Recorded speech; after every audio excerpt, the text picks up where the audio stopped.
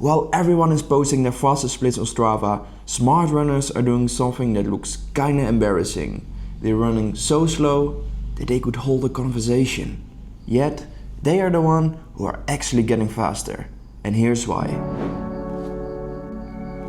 Hey, my name is Matt and I used to think that the only way to get faster was to push harder on every run. But all I got was stuck. No real progress, tired legs and constant frustration. Then I learned about Zone 2 training. Slowing down was the last thing I wanted to do. But it completely changed how I run and how fast I recover and improve. In this video, I'll explain you what Zone 2 training is, how it works, how you can do it the right way, and why so many runners are seeing their biggest gains from doing less. So, let's break it down. Let's start with the basics. What actually is Zone 2? When we're talking about heart rate zones, we're talking about how hard your body is working during an exercise in terms of your heart's effort. These zones range from Zone 1, which is barely moving, up to Zone 5, where you're pushing at your absolute limit. Zone 2 sits right above walking pace and it's often called the aerobic zone. Why? Well, because your body is producing energy using oxygen. In Zone 2, you're not going too hard, but you're going at the perfect pace for your body to take in enough oxygen to meet the demand of your muscles. This means that you're training your endurance system, which is the part in your body that helps you to go longer without getting tired. Your heart rate should be around 60 to 70% of your maximum. And for most people, that's between 110 and 140 beats per minute, depending on your age and your fitness level. If you use a Garmin, Apple Watch, Whoop or any other fitness tracker that monitors your heart rate, it can estimate it for you. But forget about the numbers for a second. What you want to focus on is how it feels. If you can breathe through your nose, speak in full sentences, and you don't feel like you're straining, well, then you're probably in the right place. Most people describe it as a 5 or 6 out of 10 in effort.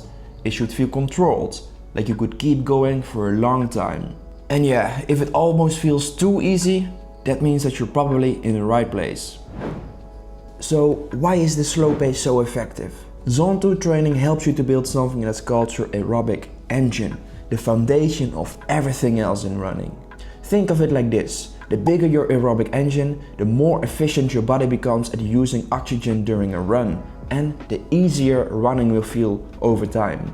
Here's what's happening inside your body during a Zone 2 training. First, you're increasing the number and efficiency of mitochondria in your muscles, and these are the tiny parts in your cells that produce energy. More mitochondria means more power with less effort. Second, you're improving your ability to burn fat for fuel. At lower intensities, your body will use more fat instead of glycogen. And this is important because your glycogen stores are limited. If you burn through them too quickly, especially on the longer runs, you will hit the wall. And Zone 2 helps to delay that. You're also improving your capillary density, meaning that you're building more small blood vessels that deliver oxygen to the working muscles. And that results in better endurance and faster recovery. And speaking of recovery, this is key. When you're training in Zone 2, you're not causing a lot of damage to your muscles. And that's why Zone 2 running lets you recover quicker. Because you're still training, but you're not constantly inflaming your muscles, joints or tendons. Plus, by keeping your easy runs truly easy, you save a lot of energy, both physically and mentally, for the runs that really matter, like your intervals or your speed runs. And that contrast is what makes those harder sessions actually work better. And that's why having a structured plan that tells you when to go easy and when to push hard is so important. For my own training, I rely on my AI coach Runemy to build that perfect 80-20 balance between harder and easy runs for me automatically. So it's not just about running slow to recover. It's about running smart to build something much stronger. And if you want to take it one step further, I've actually put together an ebook that goes way beyond to what we're covering here.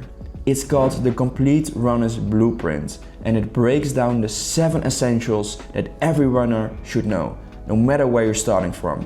You can now download it at runemy.com/blueprint. Just leave your name and email address and then we send it to you for free.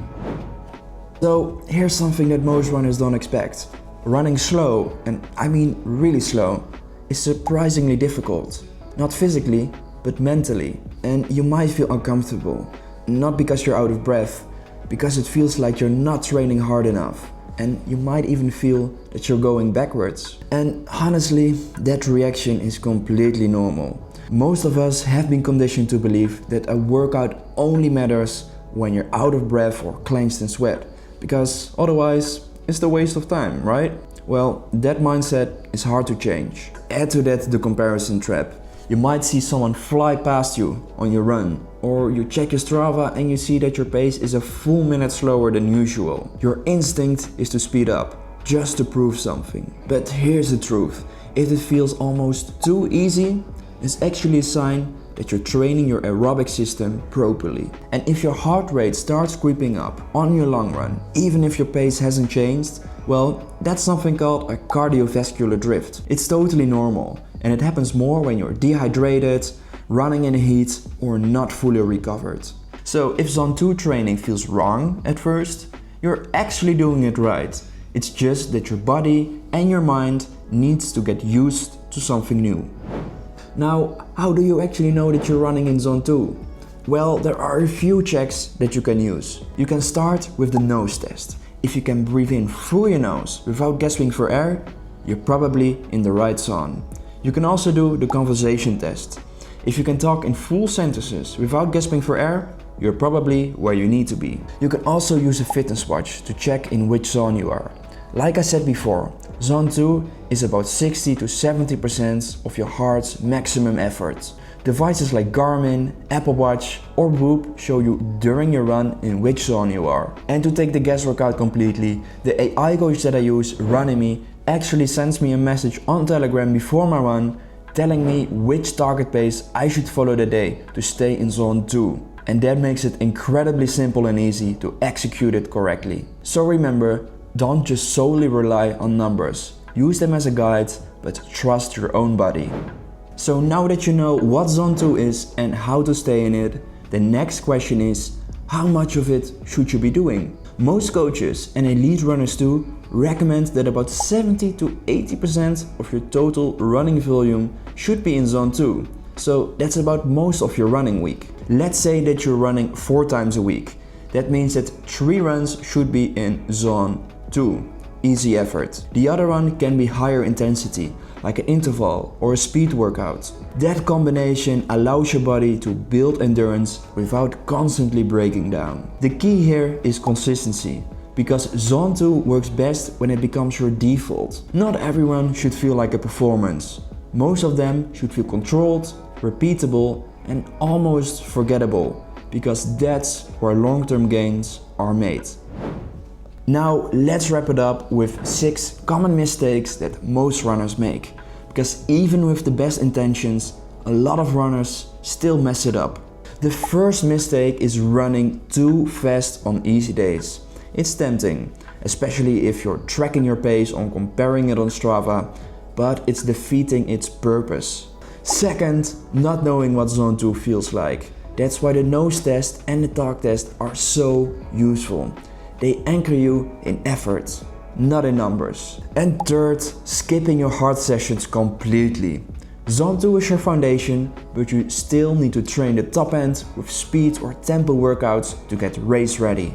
And fourth, ignoring external factors such as heat, stress or hydration, because these can raise your heart rate, making it harder to stay in Zone 2, even at a slow pace. And fourth, expecting instant results. Zone 2 pays off over months, not weeks. You need to stick with it long enough to let your aerobic system adapt.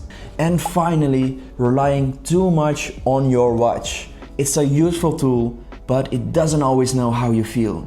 The best runners don't just train with data, but they learn how to read their bodies. So here's what I want you to take away from all of this. Running slow isn't falling behind. It's a step that most runners skip, but if you can trust it and build it into your routine, it's what makes everything else click. Zone 2 builds your base. It strengthens your engine. It keeps you consistent and injury-free. And it makes your speed sessions actually matter. If you like this video, then please hit the like button and subscribe, because it really helps me to grow this channel. I post a new video every Friday. Let me know in the comments if you're already doing Zone 2 training, what it has brought for you, or if you have any questions about this subject. And before you go, if you want to go deeper or build your own plan around all of this, I've made an ebook for you. It's called The Complete Runner's Blueprint, and it contains 7 essentials that every runner needs to improve faster. You can grab it for free at runnerme.com/blueprint. Thank you for watching, and remember, the runners who slow down now are the ones who speed up later. See you in the next one.